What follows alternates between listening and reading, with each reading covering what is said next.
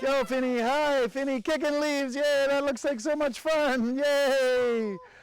So great to see the kids playing and doing that. You want to try again, Finn? You want to try again?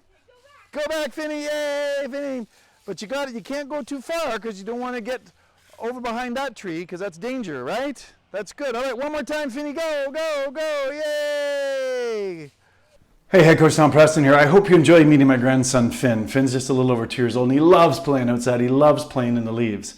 And hopefully you saw that the bit of direction I was giving him to not play, past that one tree, right? And I use that just as an illustration for you.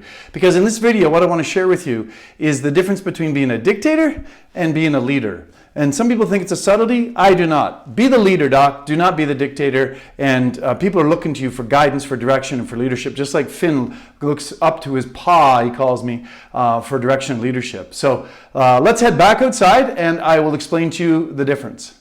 Hey, Head Coach Tom Preston here from Full Circle Coaching Consulting on a beautiful fall day. Thank you for joining me.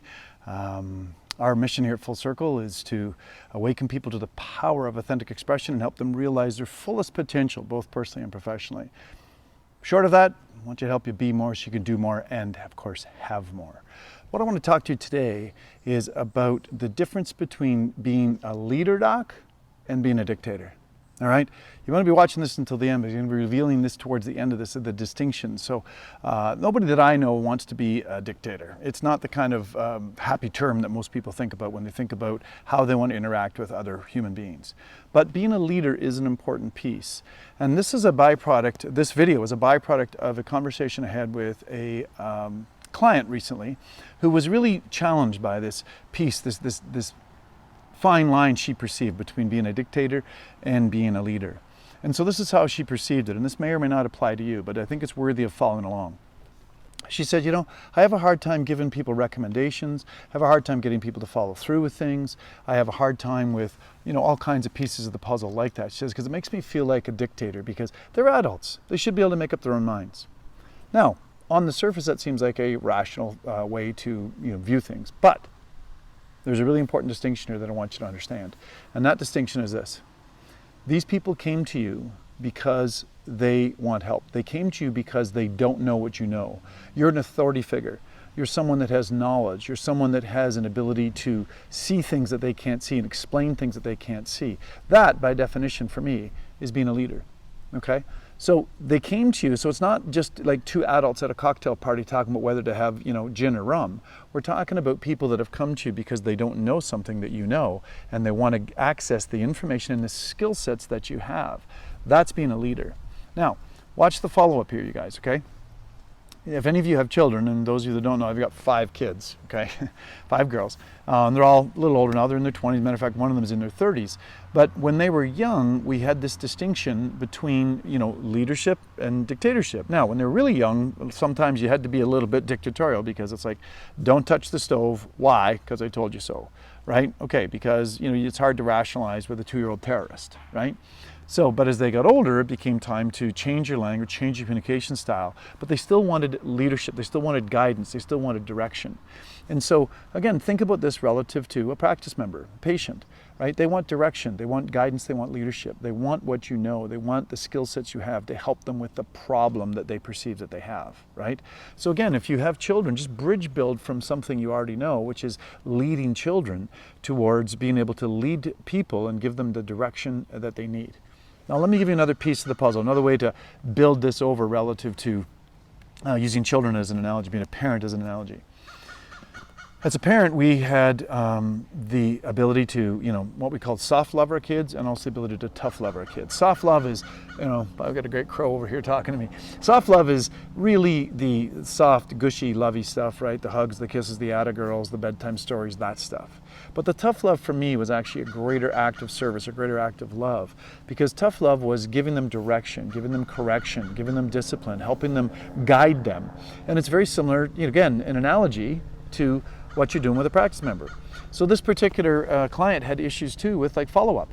And I said, look, if you get agreement to a care plan, which hopefully from what I just said, you can see the value of putting together a care plan because they're looking to you for guidance, they're looking to you for information, they're looking to you for your knowledge and your expertise and your service, okay?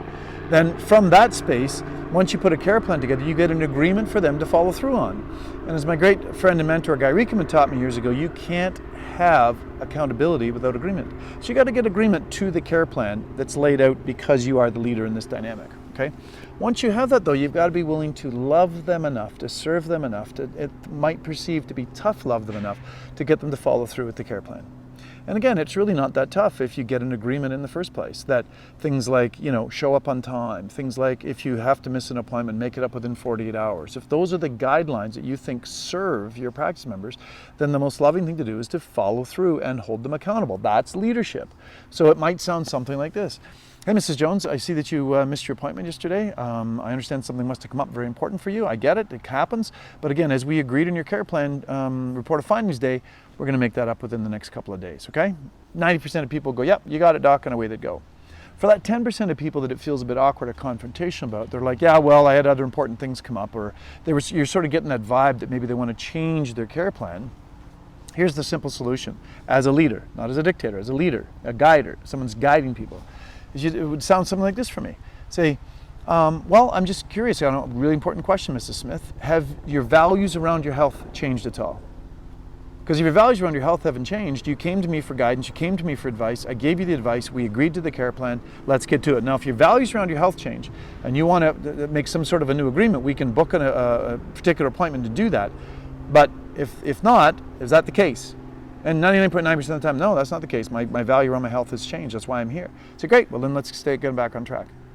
I can't remember a client who didn't, say, yeah, you're right, doc, let's just get back on track. But it takes a little bit of what some people perceive confrontational tolerance. I don't perceive that as confrontational tolerance. I perceive that as leadership. I perceive that as guidance. I perceive that as ensuring you can get the best result possible. It's why I guided and directed what some people call tough love my kids, so that I could help ensure the greatest probability to get the greatest outcome for them, which is to help them be amazingly productive members of society, well-balanced, fulfilled, joyous, and prosperous. So, this is Dr. Tom thanking you for your time. If you're someone that's enjoying these videos, we sure would love for you to subscribe. It means you'd get them every time they come out, first crack. All you got to do is go down and subscribe below. Dr. Tom signing off, helping you be more so you can do more and have more of what's authentically what you would love in your life.